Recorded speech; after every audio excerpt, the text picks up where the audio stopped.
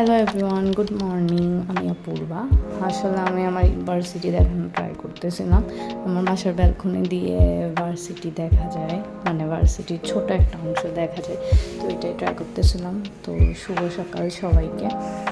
এরপর আমি প্রোগ্রামিং পড়ছিলাম, কারণ আমার প্রোগ্রামিংয়ের এক্সাম ছিল। তো প্রোগ্রামিংয়ের এক্সামের জন্য স্টার্ট করলাম পড়াশোনা। এরপর ব্রেকফাস্টের জন্য, ব্রেকফাস্ট না, ব্রাঞ্চই বলা যায়, আলুর পরোটা বানিয়েছিলাম। অনেক হয়েছিল, মানে ভালোই ছিল। আলুর পরোটা ভালোই বানাইছিলাম, টেস্টি হয়েছিল অনেক। আচার দিয়ে, দই দিয়ে খেলাম। পরে হ্যাপি ফিজও খাইলাম আলুর পরোটার সাথে, মজাই লাগে আমার থেকে।